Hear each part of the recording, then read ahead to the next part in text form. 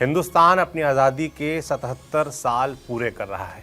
15 अगस्त 1947 की उस रात भारत आज़ाद मुल्क बना था।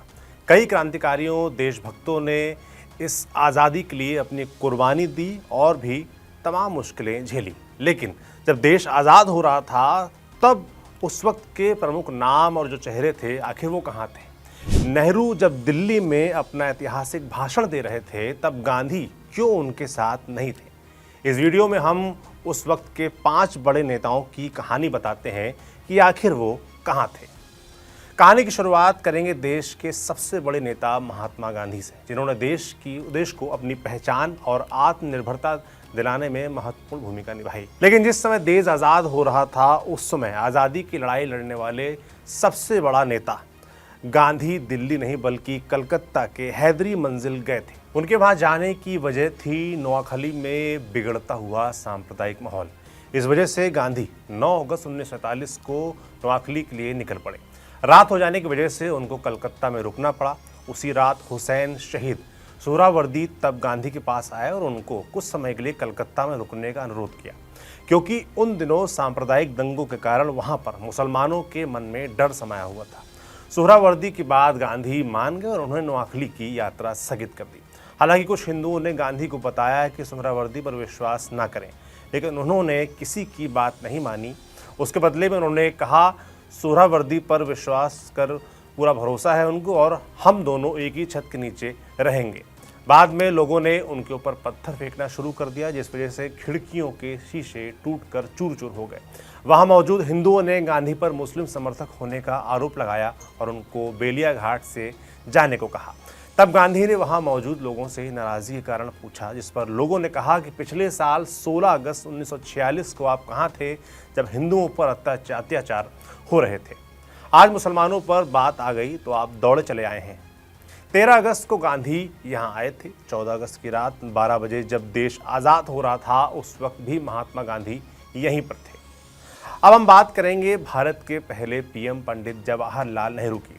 जिस समय देश आज़ादी का जश्न मना रहा था उस समय नेहरू दिल्ली में ही मौजूद थे। उस वक्त वो अपने परिवार के साथ बैठकर भाषण की तैयारी कर रहे थे। तभी एक फ़ोन कॉल ने उनकी सारी खुशी छीन ली। ये घटना है 14 अगस्त 1947 की। कहते हैं जब नेहरू अपने परिवार के साथ बैठे थे तभी उनको एक कॉल आया। जैसे ही नेहरू ने फ़ोन रखा तो उनका चेहरा सफ़ेद हो गया था।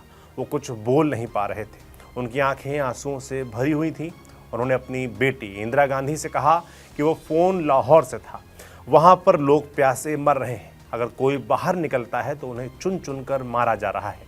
लोग तलवारें लिए रेलवे स्टेशन पर घूम रहे हैं ताकि वहाँ से भागने वाले सिखों और हिंदुओं को मारा जा सके। उन्होंने रोते हुए कहा कि आज मैं देश को कैसे संबोधित करूँगा, क्योंकि मेरा खूबसूरत लाहौर जल रहा है। सब ने उनको समझाया।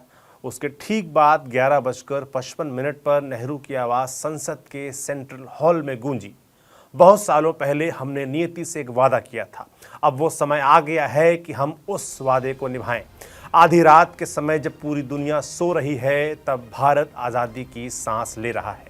कुछ देर बाद नेहरू और डॉक्टर राजेंद्र प्रसाद माउंटबेटन के पास गए। उन्हें भारत का पहला गवर्नर जनरल बनने का आमंत्रण दिया। इस खुशी के माहौल पर माउंटबेटन ने वाइन की बोतल निकाली और भारत की आज़ादी के लिए ग्लास टोस्ट किया। अगर यहाँ सरदार पटेल की बात करें तो वो भी दिल्ली में ही मौजूद रहे और नई सरकार बनने की पूरी प्रक्रिया में शामिल रहे। 15 अगस्त के बाद जब नेहरू ने माउंटबेटन को मंत्रियों की लिस्ट दी तो सबको डर था कि सरदार पटेल का नाम नेहरू देंगे कि नहीं। उसके बाद अंतरिम सरकार की घोषणा होती है, जिसमें नेहरू देश के पहले पीएम बनते हैं और सरदार पटेल को डिप्टी पीएम का पद दिया जाता है।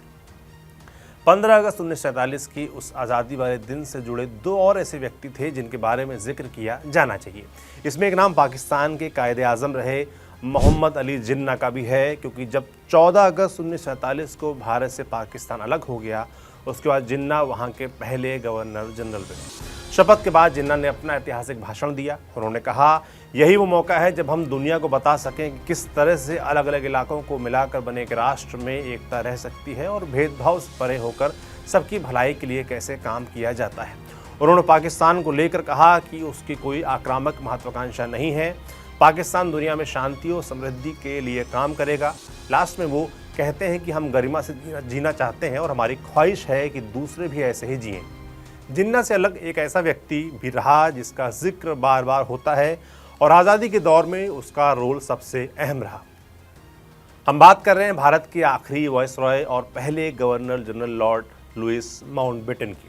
जब भारत आज़ाद हुआ उस वक्त वो दिल्ली में ठहरे हुए थे। 15 अगस्त को आज़ादी की घोषणा करने के बाद नेहरू डॉक्टर राजेंद्र प्रसाद के साथ उनके पास गए और उन्हें देश के गवर्नर जनरल बनने का आमंत्रण दिया। उन्होंने ये आमंत्रण स्वीकार किया। सुबह 8:30 बजे माउंटबेटन मंत्रियों के शपथ समारोह में गए भी। फिर शाम को 5 बजे उनको इंडिया गेट के प्रिंसेस पार्क में भारत का तिरंगा झंडा फहराना था। जब वो शाम को इंडिया गेट के लिए निकले तो उन्होंने देखा कि वहाँ पर लोगों का जन सैलाब उमड़ा हुआ है। उस समय वहाँ पर लगभग 5 लाख लोग आए हुए थे। इतनी भीड़ थी कि माउंटबेटन बग्घी से नीचे ही नहीं उतर पा रहे थे। उसके बाद वो नेहरू से चिल्लाकर कहते हैं, कैसे मंच तक पहुँचूँ। फिर नेहरू ने तिरंगा फहराया और वो बग्घी पर खड़े होकर तिरंगे को सैल्यूट करते हैं। 15 अगस्त 1947 देश की आज़ादी का दिन था। ऐसे तमाम बड़े नाम और चेहरे थे जिनकी वजह से इस मुल्क को आज़ादी मिली। आज़ादी के दिन की आपको भी ढेर सारी बधाइयाँ। इस वीडियो में इतना ही।